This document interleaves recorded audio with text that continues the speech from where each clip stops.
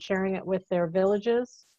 So we will be recording it, putting it up on the cloud and in our documents. Probably, well, we're not going to stress Travis out, sometime soon.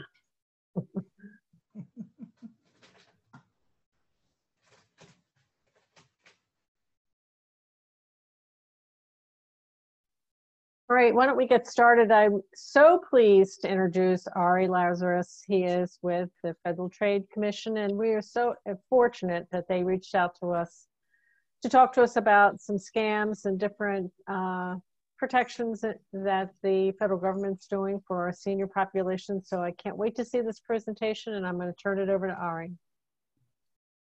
Great. Thanks so much, Barbara. Hi, everyone. My name's Ari. I'm super pumped to be here. I actually live in Cheverly, and I know we have a really active village. I think we actually have 1 or 2 people on the call from there, so I'm really excited. But yeah, so today I wanted to talk to you all about imposter scams, and a little bit about what the FTC does in general, you know, why we reached out to you guys, and how we, you know, would like to work with you. Travis, yeah, are you able to pull up the slides?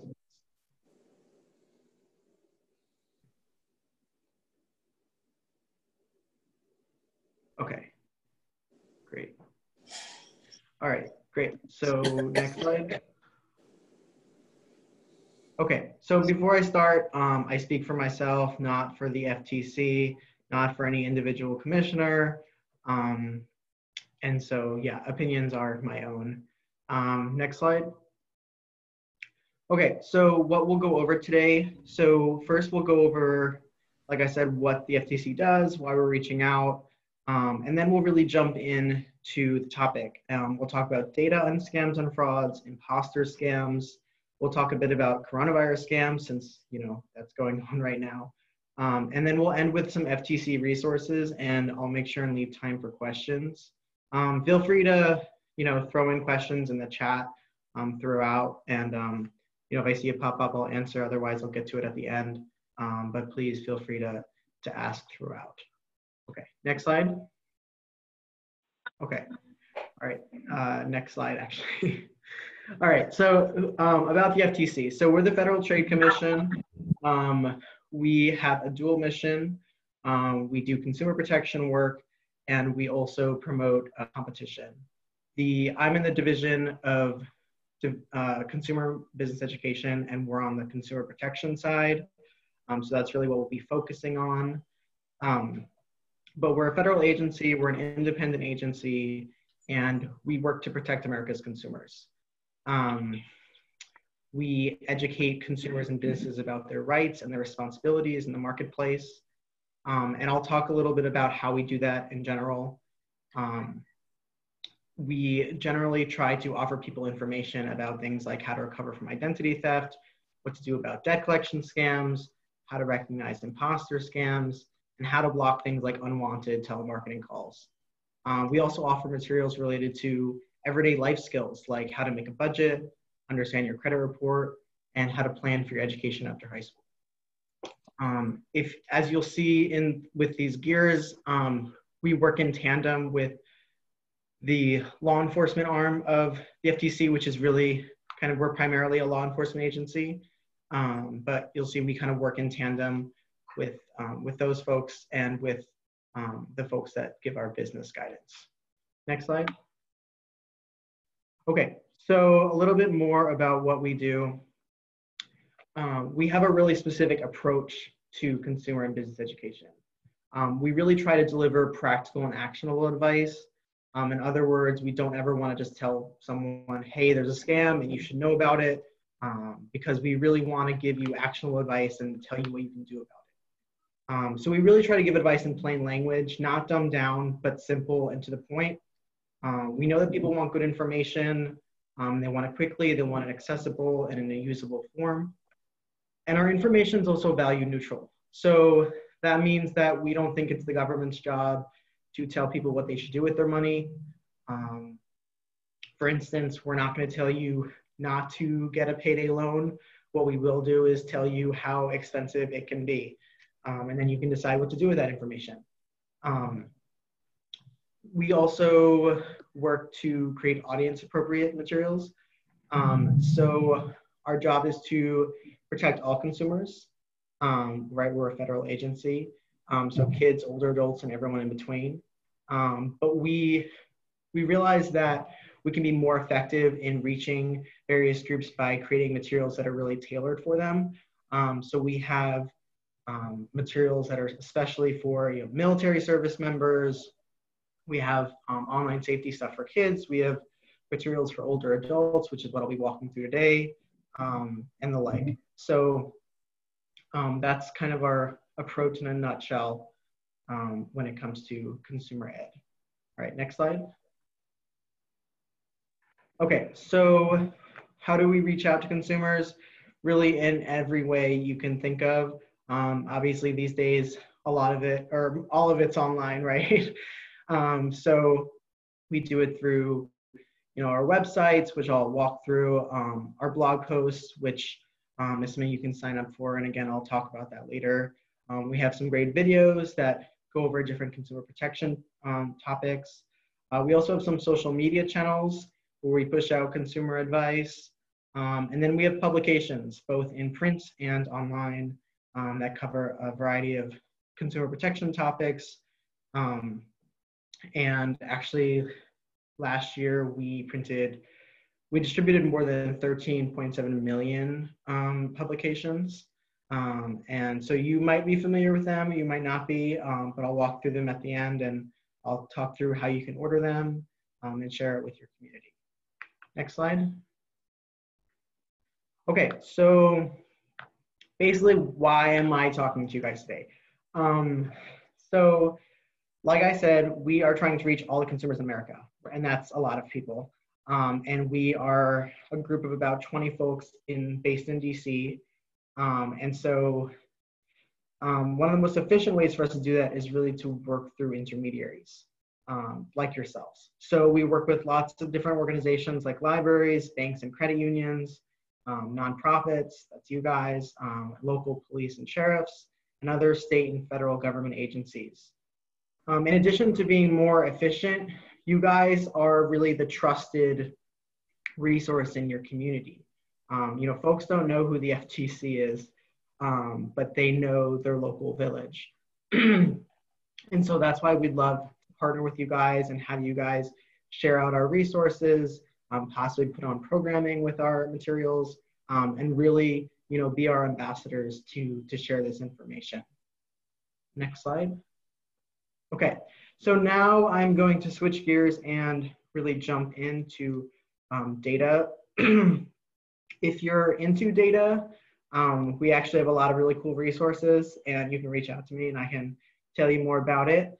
But for now, I'll just kind of give an overview about data on scams and frauds. But I did just want to give a plug that we actually have some pretty cool dashboards that make it so you can find out the kinds of scams and frauds that are actually happening in your community, in your state, so that you can really deliver, programming and give out resources that, make sense for folks in your community. Okay, so next slide. All right, so to start, let's talk about what happened in 2019. So in 2019, we got 3.2 million reports. Those were reports that we got through our complaint assistant, and also through lots of law enforcement and various partners across the country. We found that 1.7 million of those were fraud reports, 1.7 million of those were fraud reports, and 23% of those reported a loss.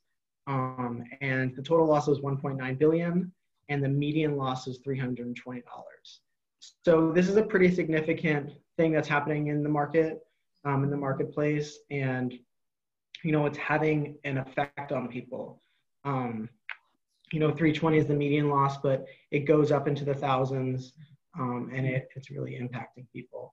The top three categories of the reports are identity theft, imposter scams, and telephone and mobile services. Today, we're going to focus on imposter scams, but I just wanted you guys to be aware of kind of those three. All right, next slide. Okay, so this is one of my favorite slides because this is really a great breakdown of reported fraud and losses by age. And I think it's important because I think it dispels the myth about fraud and age. You know, as lots of us know in the media or in general, you know, it's portrayed that older folks are more vulnerable to frauds and scams. They're the ones losing all this money. But as you can see from this chart, that's not the case. Everyone is vulnerable to frauds and scams, and everyone is losing money. That said, frauds affect folks from different age groups differently, and there are different types of frauds that affect folks from different age groups, you know, in different ways. You know, for instance, fake check scams are very effective on millennials, and tech support scams are one that affect older folks more than they do younger folks. But like I said, everyone's being scammed and everyone is losing money. And it's really important to know that, just because, you know, feeling like a certain group is vulnerable and a certain group is invincible isn't really help anyone. We really all need to be vigilant, and we all really need to share this information with everyone because it's affecting everyone. So let me go to next slide. So with that said, like I said, these frauds do affect folks differently, and it does look different. So for instance, when folks over 70 had a loss, the loss was much higher, right? The median loss was $1,600 versus folks 20 to 29 was $448. At the same time, younger people reported losing money to fraud more often than older people. These kind of mean different things, right? So for someone over 80, the reason that they have $1,600 to lose is probably because it's, you know, a lifetime of earning, and they had more to lose to begin with. A younger person losing $448, that's less than $1,600, but their income is probably lower than someone over 80, and so it can, you know, be more impactful for that group. It's also important to know that, you know, when it does hit someone in the older range, it can really impact them because oftentimes it's harder to re-earn that income, right? Because it's like retirement income, Social Security, et cetera. And so it's going to be more difficult to re-earn that than someone who might be younger and still be in the workforce. All right, next slide. Okay, so again, here is another breakdown of kind of how reporting a fraud loss and median loss by age kind of intersect. Again, just to show that it's affecting everyone. You'll see, you know, with the yellow line that it's the percentage of folks reporting a loss. Like I said, it's higher for younger folks, but then you'll see when you get to folks over 80, the median loss is much higher. So it really cuts both ways, but it's really important to recognize that this isn't just an issue for older folks. It's affecting folks of all ages. All right, next slide. Okay, so how are these scammers reaching people? If you have a phone, you're probably not surprised that the top method is by phone. We've probably all gotten these calls. I know I get them all the time. And so they're happening by phone, but they're happening other ways too, right? They're happening by email, they're happening on websites, they're happening by mail. But by far the most common method is by phone. And so that's, you know, it's an important thing to know kind of as we walk through these different types of scams, like how you're going to be contacted, et cetera. Next slide. All right, imposter scams. Okay, so in terms of imposter scams, Basically, imposter scams are scams where someone is, impersonating someone that you know and trust, right? So it could be the government, it could be a romantic partner, a family emergency scam, it could be, someone pretending to be your grandchild, a tech support scam, they could be pretending to be Microsoft. We're gonna walk through all of these, but overall, imposter scams kind of work the same. They are someone pretending to be, a trusted company, a trusted individual in your life, and they're looking to get your information or your money or both. So imposter scams are a pretty big deal because about 1 in 10 people who reported imposter scams lost money, right? So 10%, so that's pretty high. And then last year, the overall reported loss was 667 million, which again, high, and the median loss is 700. So that's a pretty high number compared to the overall median loss, which I think was around 300 or so. Next slide. Okay, so first we'll start with government imposter scams. So government imposter scams were a top fraud type from 2014 to 2020. The top payment methods that scammers asked for were gift cards or wire transfers. And again, the top contact method is by phone. We're going to talk through how kind of the history of the IRS versus SSA. But in the past, the big government imposter scam was IRS scams. And now more frequently, folks are getting these SSA calls. All right, next slide. Okay, so here's another kind of breakout of what these government imposter scams look like. Like I said, more recently, the SSA scam is the top scam, followed by Medicare, Health and Human Services, police, sheriff, FBI, IRS imposter, and then the FTC is there. Overall, we had over 62,000 reports. The median loss for a government imposter scam was $1,000. So that's really high, right? So that's just the median, right? So there were folks above that too. And 10.2% reported a loss. So again, that's a big group. We have some kind of basic tips here that I'll walk through going forward. But basically it's government agencies won't call you out of the blue with threats or promises of money, right? They're not going to ask you to pay with gift cards, etc.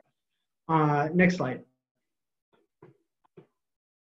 Okay, so how do government imposter scams work? So basically, scammers may say they're from the IRS and that you owe tax payments or demand immediate payment on a prepaid card or wire transfer. Or they might say that they're from the Social Security Administration and that your Social Security number has been suspended.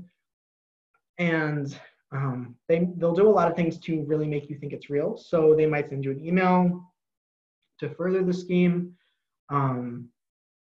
They might call you from a 202 number, which is the DC area code.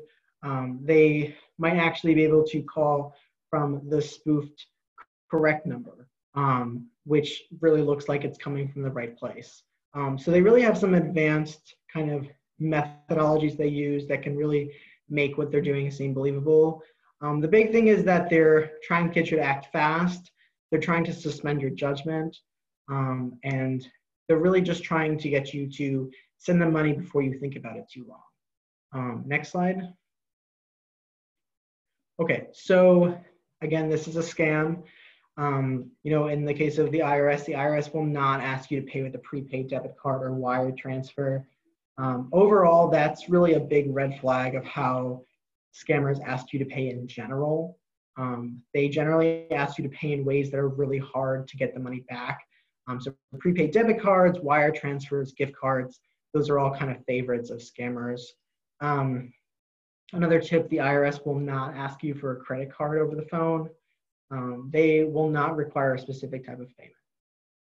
The IRS also will not threaten arrest, deportation, or loss of your driver's license if you don't pay. and the IRS will not initiate contact by email. They will send you a letter. More recently, it got a little more complicated because the IRS used to not use debt collectors, and now they do. So there's sort of a caveat here where they can call you, but when they call you, they should use a PIN number that they sent you by mail. And we have resources on our website about this. So if you're more interested on that, you can email me and I'll send you all that. But there is some nuance that's sort of new there. Okay, next slide. Okay, so romance scams. So romance scams are probably one that you've heard about. Here's how they work. So you meet someone special on a dating site. The person often tries to move quickly, saying they're in love, wanting to move off the dating site to regular email or phone calls, and quickly finding a reason for you to come send him or her money. And these are all serious red flags of someone who's after your money and not you. The request for money might be for a ticket to visit you, maybe for surgery, for the scammer or a supposed family member, or some kind of legal or visa trouble. Scammers make fake dating profiles, sometimes using photos of other people, even stolen pictures of real military personnel. And they build relationships, and some even have fake wedding plans before they disappear with your money. Romance scams are really tricky. They're really like an emotional manipulation. So they can be really, really difficult to stop, right? If you see someone who you think might be involved in a romance scam, it can be really difficult to kind of untangle it and get them to see that it is a romance scam because it's really so emotionally manipulative. And romance scams are one of the ones where folks lose a lot of money. I don't have the numbers here, but those numbers are high for sure. Next slide. Okay, so this is a scam. If you or someone you know isn't sure if you're involved in a romance scam, you should ask yourself or have your friend ask themselves, you know, what do you really know about this person? Did you spot those red flags along the way? What would happen if you don't send the money? What would happen if you do send the money, you never see it or the person again? Our advice here is pretty straightforward. Whatever you do, don't send money to someone you just met online. You know, wiring money, getting a prepaid card, those are all ways you won't get your money back. Here I'm going to pause and show everyone one of our videos. I have a few of those kind of woven in here. This is also a good time to just point out that none of our materials are copyrighted. Everything is in the public domain. What that means is you're free to grab any of our things and just share it out. You can say it's from us, or you can say it's from you, whichever way works. You're free to co-brand things. We just really want the information out there. A cool thing about our videos, we have them also on YouTube, so they're really easy to share on social media. And yeah, I think that they're pretty well made, and I think they kind of just capture how these scams work well. So with that, I'll go to the next slide, and can you just, I think if you just double click on the screen, it should play. No, the next slide. Sorry, I embedded it. I have the link to it here, but yeah, just double click on the black screen. Like on the slide.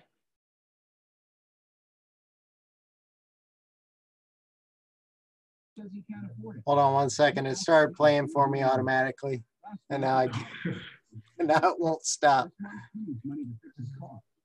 Next month, you know, Ron wants your money. Don't send it. The person pretending to be Ron is I don't know where it is, where it's playing from. He'll never run out of excuses. Probably in a browser. Oh, here we go. Walk away, no matter how compelling the story. Okay, hold on. We're getting back there. So is it embedded into the slide? Yeah, and, Okay. right. Hold Yeah, on one sorry second. about that. Sorry about that. Going back. Okay, now let me share slideshow. Go. Yeah, I think you just double click on the black. It didn't do it. Work. Okay, yeah, there you go. There we go. Looking for love in all the right places, like popular dating sites, mobile apps, and social networking sites? Ron seems like a perfect match for you. He's thoughtful and says he can't live without you. He says he's from the US but works out of the country. He says he wants to visit but says he can't afford it. He asks you to send him money. Last month it was medical bills for his sick aunt. This month he needs money to fix his car. Next month, who knows? Ron wants your money. Don't send it. The person pretending to be Ron is a scammer. He'll tell you anything to get you to wire cash right away. He'll never run out of excuses. If an online love interest asks you for money, walk away, no matter how compelling the story. Report scams at ftc.gov/imposters. Great, thanks. Can we go to the next slide?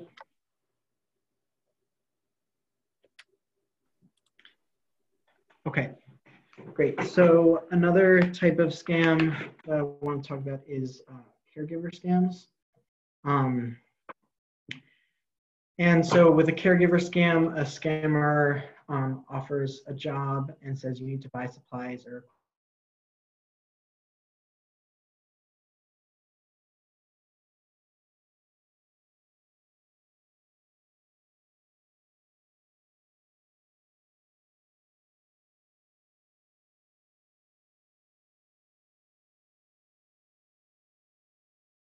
It looks like we're frozen. because caregivers often, are using. Ari, Yes. can you go back for a minute because you froze? Am I good now? Yep. When you started your caregiver, you froze up. Okay. All right. So I'll start over. So with caregiver scams, if you're a caregiver, you might use a website to help you find work. But scammers also use these sites to find people to rip off. So sometimes scammers will offer a job, but say you need to buy supplies or other equipment. They may pressure you to act quickly before you have time to think. They'll send you a check and tell you to deposit it and transfer money to their vendor to buy the supplies. This is what's called a fake check scam. Don't do it. Scammers post fake job listings for nannies and caregivers, then make up elaborate stories to get your money. The positions can seem real, but they're not. It's a scam. The check will bounce. So the money that you send is actually your own and it's gone. Next slide. So again, this is a scam. Don't send money to someone who says they want to hire you. Don't pay for a job, right? Don't deposit a check or wire money back. And don't send them a gift card or cash reload card. If you do see a job, that you're interested in, make sure to search online for a potential client's name, email address, phone number. Basically check it out, make sure it's legit, and do your own kind of due diligence there.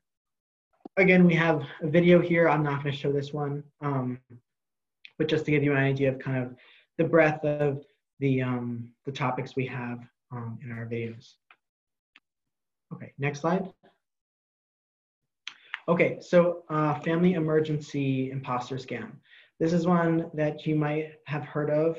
In this one, scammers may pose as relatives or friends, calling or sending money to urge you to send money immediately. Often we hear of like the grandparent scam, where someone who claims to be a grandchild calls saying that, something really bad happened, they're in another country, they're really far away, and they need money quick, and they need you to keep it a secret. They might say they were arrested, they got in an accident, and they need you to send money over wire transfer or prepaid card. Again, ways that is really, really hard to get your money back. That's really the favorite of scammers. Some of them can do a really good job of impersonating your loved ones. Social media sites make it easy to really sleuth and research and find information about your family members. So they might be able to, find out that your grandkid actually is in Mexico right now and call you while they're still out there. And they might be able to hack into the email address, their real email address. They might also involve another, another criminal who claims to be an authority figure, like a lawyer, police officer, to really make the whole story more believable. But again, this is all playing on your emotions. It's emotional manipulation, much like romance scams. But again, this is one where folks can lose a lot of money. So again, some of the signs are that they, swear you to secrecy. The con artists may insist you keep their request for money confidential. And that's just to keep you from checking out their story, right? They might really make it so you don't even check out the story until a few days later when they see the actual family member and see that there actually wasn't any emergency at all. But by then the money has been sent and it can't be recovered. And then another one is that they're, like I said, pressuring you to send money right away. And it's like sending cash. Once it's gone, you really can't trace it or get it back. And that's exactly why scammers like it. Next slide. Okay, so some tips for this one. Resist the urge to act immediately, no matter how dramatic the story is. Verify the person's identity by asking a question that a stranger couldn't possibly answer. Another thing to do is to call a phone number for your family member or a friend that you know to be true. Hang up the phone and call the number yourself, even if the number appears to have come from the real person. Like I said, scammers know how to spoof phone numbers. Another thing you might do is check out the story with someone else in your family, even if you've been told to keep it a secret. And above all, don't wire money or send a check or money order by overnight delivery or courier. You won't get that money back. Okay, this is one where I do want to show the video again. So for next slide, can we just double click and play it?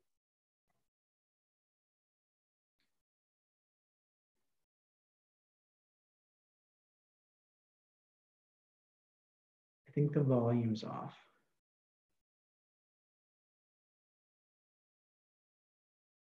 Can we pause it and add the volume?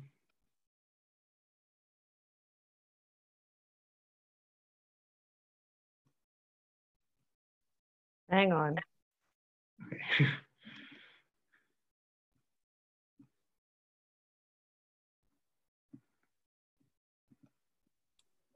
I'm sorry, what's the issue? No volume, Travis. Hmm. You have to have your volume on in order to do it. I think that's it.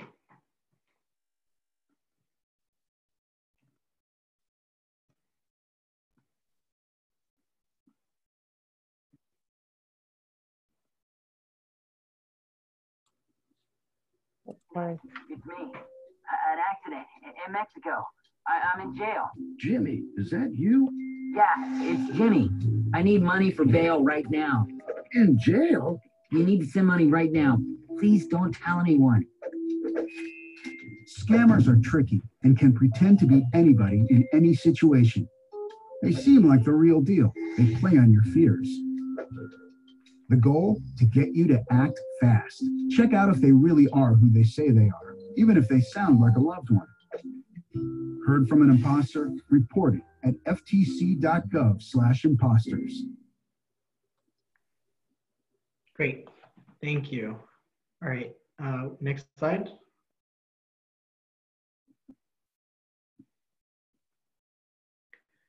Okay, so tech support scams. This is another one that you probably have heard of, if not experienced yourself.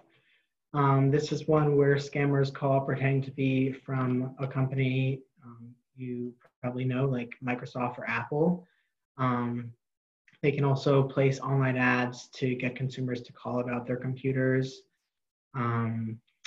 Usually these scammers are trying to scare people about their computer security. You know, they'll say that something's wrong, it's really wrong. You know, we need to get into your computer now and fix it. They often want to remotely access the computer where they can do a lot of damage. They might also want to sell software or services to fix or maintain the security of the computer. Next slide. Here's an example on the right of kind of a recreated alert that you might see pop up on your screen that appears to be a tech support scam asking you to call a number. When they are able to get in on the back end, like I said, they can do a lot of damage if you let them remote in.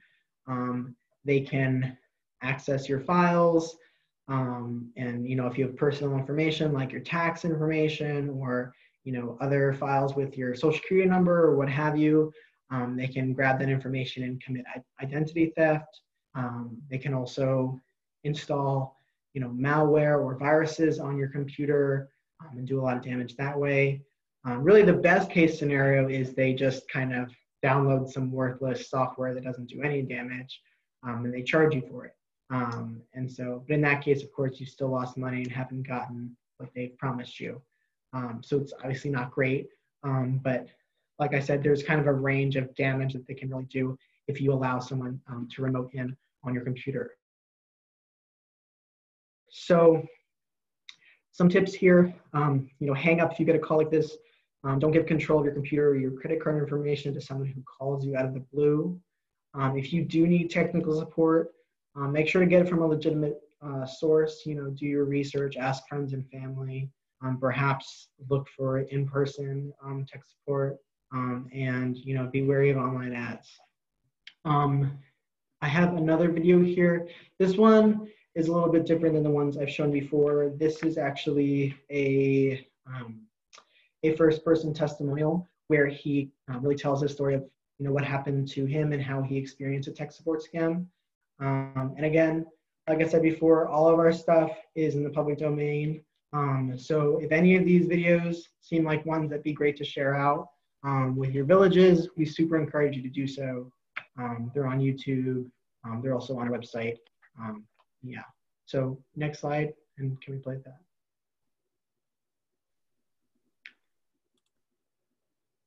Granddad, it's me. An accident in Mexico. I'm in jail. Jimmy, is that you? Yeah, it's... Is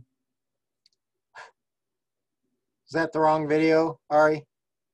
You're on mute. Yes, that is the wrong video. I apologize. Can you, are you able to right click on the tech support imposter scams and share that out? Which one is it? That's from the last slide. Oh, actually, sorry.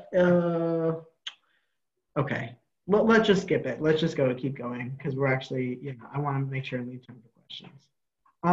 Okay, I'll make sure and share that video out because I apologize, that was the wrong one, but there is a nice one where it's this guy kind of talking about what happened to him with a tech support scam. So just to recap with imposter scams. So scammers and imposters, they can rig caller ID to make it look more legitimate, such as, like I said, from Washington, D.C., or change a URL in a way that you don't necessarily notice and at first glance looks legitimate. They also may demand immediate payment or make you think you must act with urgency in providing a wire or prepaid debit card. They also may ask for your personal information, again, as a way to commit identity theft. They may want to remote access to your device to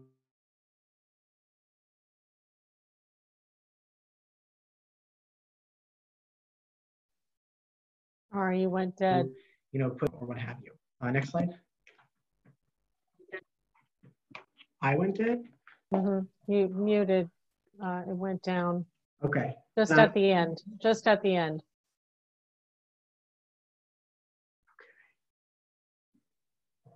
Okay. Can you hear me now? Yeah. Okay. All right. That's fine. I'll keep going. So with the imposter scams, the big tips are not to give out personal information to someone who calls you out of the blue. Hang up if it seems fishy. If you have business with an institution, call them back on a number you know to be true.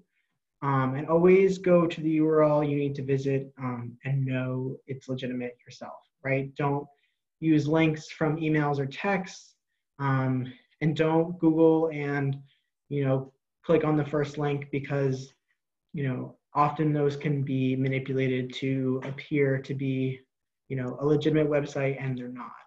And make sure and report the scam to the FTC and the institution like the IRS, SSA, or a dating platform. And we'll go through how to report to the FTC at the end here. Okay, so next slide. Okay, so I have a bunch to say about coronavirus scams, but again, I want to make sure we have time to talk through some questions at the end. So I'm going to go through this a little bit faster. But I just wanted to really highlight that there are a lot of scams going on with the coronavirus. And we have created a whole host of resources that are available at ftc.gov/coronavirus. I'll quickly kind of walk through some of these, but if you want to learn more and see our resources, like I said, I would just check out our website, ftc.gov/coronavirus. Next slide. Okay, so here's the link again. Next slide. Okay, so one of the big things we always say is that scammers follow the headlines. So as headlines change, so will the scams. For instance, in the news recently, we've seen stuff about, vaccines happening. So I wouldn't be surprised if, we don't start getting an influx of reported scams about vaccines. Some other examples are when there were those payments from the EIP payments from the IRS. There were scams surrounding that. There were scams surrounding unemployment checks because there was, of course, an influx of unemployment applications with the coronavirus.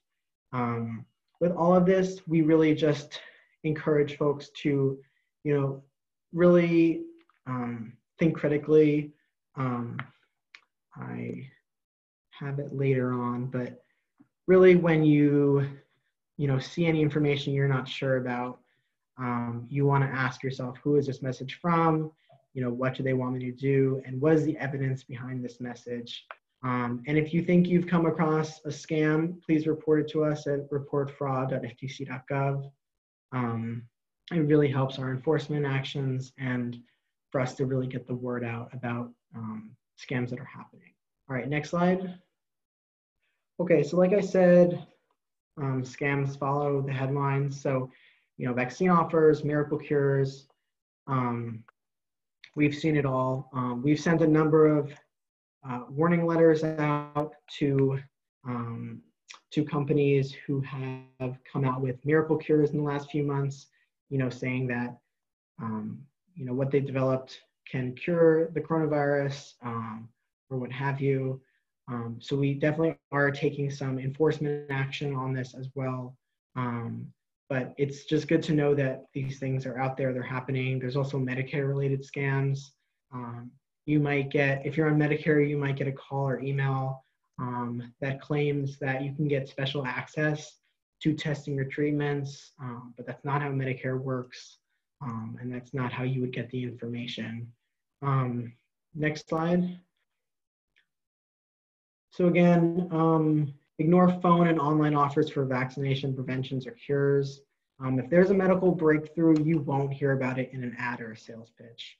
And again, if you're on Medicare and you get offers, special treatment, don't give any information. Anyone who says that you'll get special access or put you in line for a test or treatment is a scammer. The takeaway here is really just ignore online and phone offers for vaccines, preventions, or cures. Next slide. Okay, so again, there's lots of unwanted calls and robocalls happening right now. A lot of us are spending more time at home, and we might notice we're getting even more unwanted calls and robocalls. It's, hang up the phone. We have lots of resources about how to stop unwanted calls at ftc.gov/calls. I won't get into all of that now, but largely our advice is just to use, technology and contact your carrier and see, what options there are to really decrease the volume of robocalls. Okay, next slide. Okay, so with unwanted calls and robocalls, like I said, you want to hang up on them. You can block the number. Like I said, at ftc.gov/calls, we have information on different technology, applications that you might be able to use that can help decrease the volume of calls. And again, you can report these calls to us at reportfraud.ftc.gov. Next slide. Okay, so another thing we've seen pop up are, phishing emails and texts. So here's an example of a real one from someone who claimed to be with the World Health Organization. And, here they're asking you to click on a button to download what is probably malware.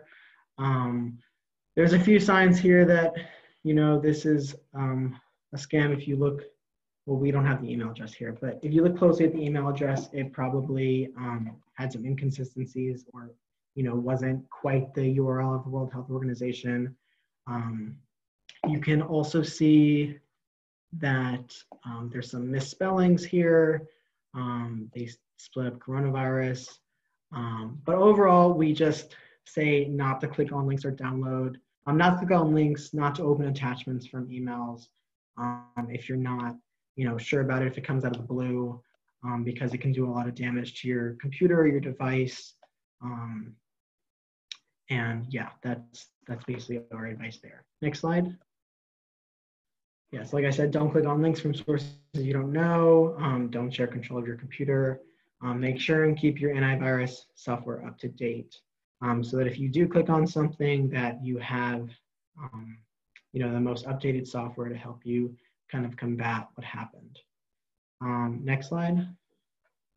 Okay, so with the coronavirus, you may know people who want to do more work from home or start a small business to add to their income. There are lots of work at home scams. A lot of the ads behind work at home jobs are from scammers. When people look for jobs online, they may see ads claiming they can start an online business. If they buy a certain system, tell them to get started. If you post your resume on a job search site, you might start getting lots of messages asking for your personal information or to fill out quote unquote job applications, but they're really just getting your personal information. So this is just an area that, we want to flag and make sure that folks are aware. There's quite a bit of scam activity around it, and it's something to look out for. Next slide. Okay, so again, don't pay for a job. Don't pay money to earn money. Don't send personal information before you check out a company. And you shouldn't ever pay money to look for, to find out about federal jobs. That's another one that that scammers have done before. Claim to, provide special access to federal jobs. Next slide. Okay. Again, I want to make sure to get through this faster. So fake charities are also a thing that have come up with the coronavirus.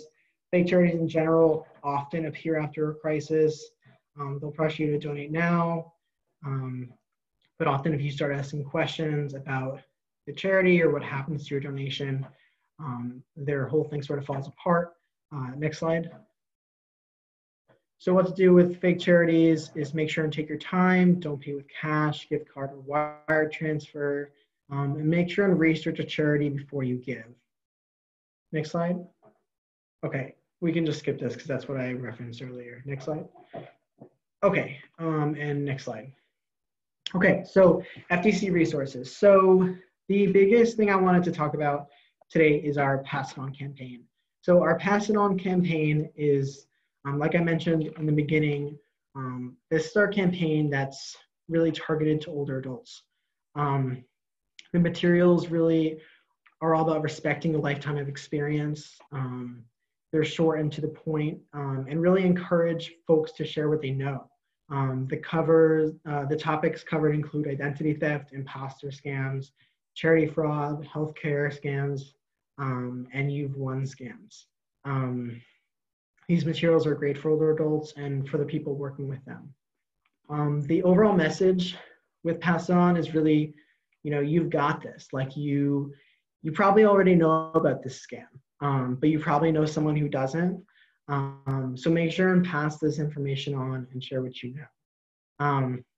The whole idea is, again, older adults are not more vulnerable. They're not frail victims. And they're part of the solution, not the problem. And so I think, you all and your villages, I think, are really perfect for this campaign and to carry, this message out there. So I'm hopeful that you guys can look into it a bit more and see if there's materials here that you can share with your villages. Next slide. So the page where you can find out more about our Pass It On campaign is ftc.gov/passiton. And here's a list of all the topics that we cover on Pass It On. We cover quite a bit, including I think all of the imposter scams we talked about today are covered in Pass It On. Next slide. So if you go to the Pass It On page, you'll find articles, bookmarks, we have activities. We also have PowerPoint presentations that are ready to download. So one of the big ways that we really work with partners is it's kind of like train the trainers, right? So we're really encouraging folks to take our message and run with it. So we have PowerPoint presentations on topics like identity theft or imposter scams, and it's all set up and ready to go. You can just download it, insert your name, add your own information in. You're free to, like I said, co-brand with a logo or what have you from your local village, and you're ready to go. So, and then like I said, with the videos, you're welcome to plug in our videos into your presentations, or you can just link out to them. But yeah, all of our stuff on Pass It On. I think one of the best things about our Pass It On campaign is how easy it is to kind of plug and play it into a program, if that's something that your village does. Next slide. Okay, so I've mentioned a little bit about our print materials. So we have stuff on lots of different topics about avoiding frauds and scams. Here's the sampling. You can go to ftc.gov/bulk order and you can order our stuff for free and it ships free. Usually it takes around 3 to 4 weeks. If you have a big event and you need it sooner, you can contact me and we might be able to expedite it. We also have our stuff available as PDFs to print out, if that's easier, or just use as kind of a digital resource. Next slide. Okay, so here's a few ways to stay connected. Like I said, we have our email blast, our consumer alerts that I really encourage you to sign up for. You can do that at ftc.gov/consumer alerts. You can also connect with us on Facebook and YouTube, Facebook and Twitter. And we also have videos on YouTube. So feel free to do that. Next slide. I also just wanted to highlight our Report Fraud website, which is actually a pretty new website. And just, really encourage folks to report scams and frauds to us. It helps us investigate and bring cases, to share information with others, through talks like these or through our blog, etc. It really just helps us spot trends and alert the public. Next slide. If you're interested in helping us spread the word on this, if you go to reportfraud.ftc.gov/partners, we actually have kind of a whole toolkit there, including social media images, videos, and web badges you can share out with your villages. So with that, I will turn it over to questions. Sorry, I kind of rushed everyone at the end, but I don't have anywhere to go, so I can say a few extra minutes. But does anyone, let me look at the chat first. The chat had a lot of chatter.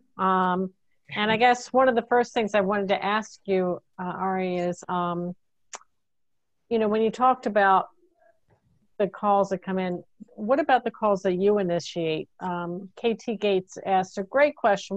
Wonder if you initiate the calls, will they ask for personal information over the phone? So let's say you call FTC and you say, will they ask your personal information?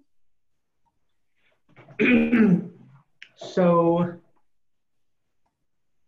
I mean, if you call the FTC to give a complaint, I don't think we generally take much personal information. I mean, you're always welcome to share as much or as little as you like. I mean, with a scammer, they would be pressuring you to, disclose lots of information.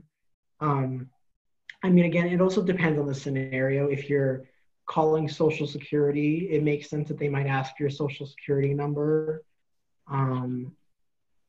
But I mean, generally, if the situation doesn't warrant them, you giving your personal information, we always encourage you, not to.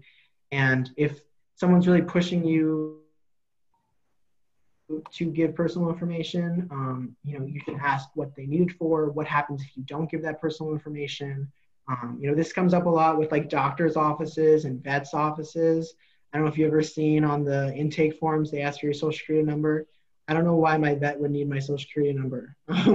So, it's good to ask questions and to also ask, if they are going to take this information, how are they going to protect it? So it's definitely good to be, inquisitive and really, push back when you're asked for lots of information and you don't want to share it. I thought the seminar started at 11 o'clock. No, it started at 1 o'clock East Coast time. Oh, I'm on the West Coast, but it said 11 o'clock for us. Is it over then? It is ending, but we did record it, Rita, so you'll be able to have it. Oh. Yeah. What did they say? I wonder if it's going to be here at 11 recorded then. No, the recording will upload to our site, and you'll be able to have access to it and do it. Yeah, ending it at this point.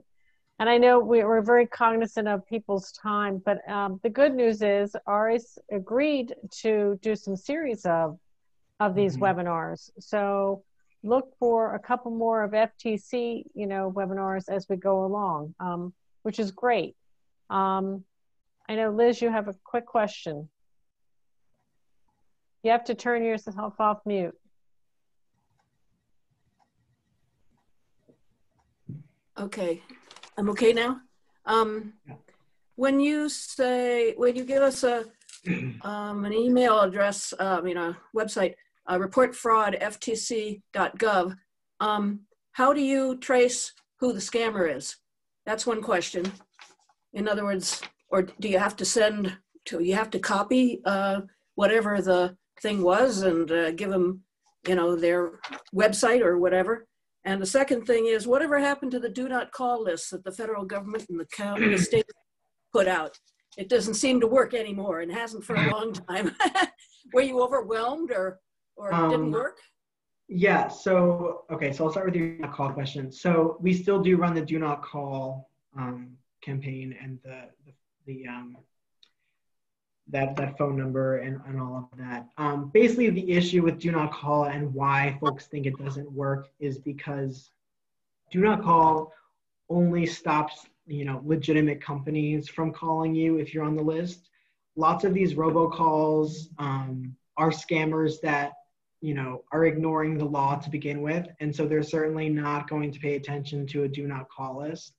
So really the advent of robocalls and, all the technology that made it possible to, send out these millions of calls, instantaneously, made it hard for do not call to really, really be a formidable force against that, if you will. And so that's why we really direct folks to use things like technology. There's lots of apps out there that help to stop those calls. You can also call your carrier and see, what robocall blockers they might have. That's really the best way for you to limit the amount of calls. We also recommend that folks, if you do pick up a robocall, not to engage with it. They might say press 1 to get on a do not call list. That generally will make it so you're, actually getting more calls because that shows that you've engaged with them. And so the best thing by far is just to hang up if you do answer one of those calls. And again, just, use technology, contact your carrier. Those are some of our best advice. Yeah. What if, I have a quick question. I live on the West Coast, but we get scam calls all the time, robocalls, and I want to know, they pick out the whole state, like they're saying they're from Clackamas County or from Portland or from some, local area here, and then they put their name on the ID too, because I've got phone ID, and they'll say their name, or they'll say, they're from the beach, they have Seaside, Oregon, but now they got a new scam where they're doing it from where you live, so you'll pick up the phone. So I let it go, but I have voicemail, and as soon as my voicemail goes on, they don't speak, they hang up. Right. Yeah, that is definitely a scam. I'm trying to remember what we call it. I think we call it like a neighbor scam or something, where it's like sometimes you'll even get it from like the first 6 digits of your phone number. Correct. I've actually gotten it from my exact phone number, like I'm calling me. So yeah, that's definitely a scam, and it's a way to engage you and get you to pick up because you're curious. You're like, oh, that's someone local. It's just another way that scammers are trying to trick folks. I do want to go back to Liz. How do they get information? We're not totally sure how they're getting that information. I mean, they're using all types of databases and resources. I mean, if they're calling out to you and they know your phone number, I imagine they can just spoof it and because they can make it look like they're calling from all different types of numbers. So I imagine that that's probably what they're doing. But back to Liz's question about what information you should provide if you report stuff to us. Basically, all the information you can provide to us is really helpful. Because like I said, the information you give us can help us develop cases and, bring cases against these scammers. And so, if you have the phone number they called from and the details of what happens, that's helpful. But really whatever information you have, we're grateful to get. Even just to see kind of the volume of what's happening in certain areas. I mean, it helps us kind of look at the data and kind of see what's happening in the marketplace. So whatever you're able and willing to provide is really helpful. Ari, would you do me a favor and put, if you don't mind, your contact information? Because I know people have questions, and I also had a couple folks on the line that wanted to have this kind of presentation to their village. So if you wouldn't mind. Yeah, so